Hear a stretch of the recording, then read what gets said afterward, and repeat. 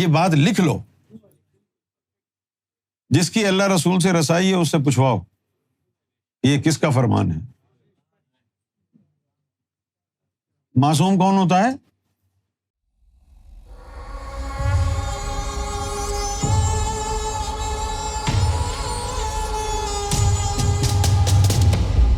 چلو تم بھی کیا یاد کرو گے، ایک بات بتاتا ہوں، وہ جن کو صرف رسمی اسلام پسند ہے نا ان کو بری لگے گی بات، لیکن تم یہ لکھ لو وہ جو اللہ تعالیٰ نے کہا ہے نا کہ نبی معصوم ہوتا ہے، اس سے مراد پتہ کیا ہے؟ کہ نبی کبیرہ گناہوں میں نہیں ہوتے، جو کبیرہ گناہوں میں نہ ہو وہ معصوم ہو جاتا ہے۔ صغیرہ تو ان سے بھی ہوتے رہتے ہیں، لیکن اللہ نے شرط معصوم کی کبیرہ کے لیے رکھی ہے، صغیرہ کے لیے نہیں رکھی۔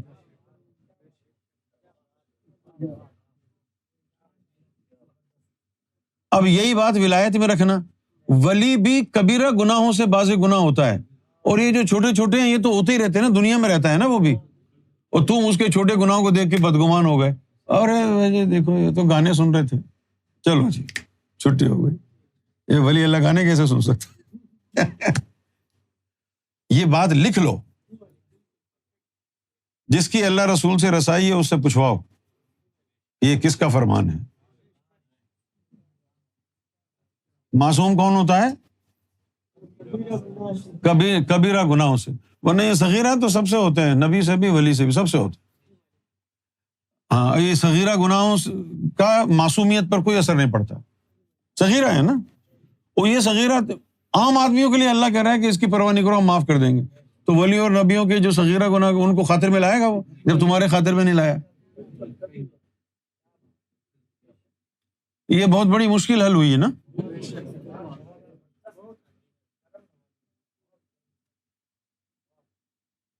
تو معصوم سے مراد کیا ہوا؟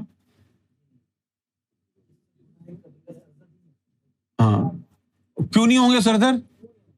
وہ اندر نظام لگا ہوا ہے نا، یہ حسد بغض تکبر آ رہا ہے، وہ اندر جانے نہیں دے رہا، وہ نور پھینک رہا ہے ان کو باہر۔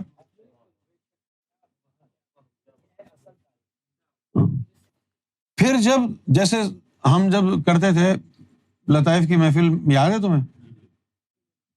لطائف کی محفل میں جب آخر میں تصور کرتے تھے تو ہم یاہو سے 5 لطیفوں کو باندھتے تھے، ہے نا، قلب سے لے کر روح تک یاہو، اور نفس سے لے کر انا تک یاہو، ایسے باندھتے تھے، یاد ہے نا؟ تو جب وہ لطائف بند جاتے ہیں تو پھر وہ نور کی دیوار بن جاتی ہے، اب قلب کو بھی گناہوں کو جلانے کی ضرورت نہیں، جائیں گے ہی نہیں جب وہ نور کی دیوار بن گئی۔ تو یہ والی پریکٹس ضرور کیا کرو، ان کو باندھنے والی،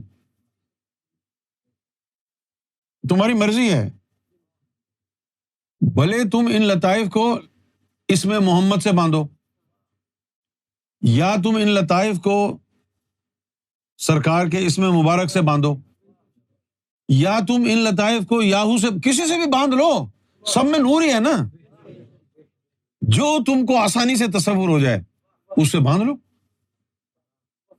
اچھا باندھنے کا ایک فائدہ کیا ہوگا؟ سب کی دھڑکن ایک ہو جائے گی، کوئی ایک بھی دھڑکے گا سب کی دھڑکنوں کو تصور کیا جائے گا۔ یعنی یہ ویسا ہی ہے جیسے خانہ کعبہ میں تو نے ایک نماز پڑھی تو 1 لاکھ کا ثواب ہے، مسجد نبوی میں ایک نماز پڑھی 50,000 کا ثواب ہے۔ اس طرح جب یہ لطیفے سارے بند گئے تو ایک بھی دھڑکا نا سب کے دھڑکنے کا اجر ملے گا، سب کے دھڑکنے کا۔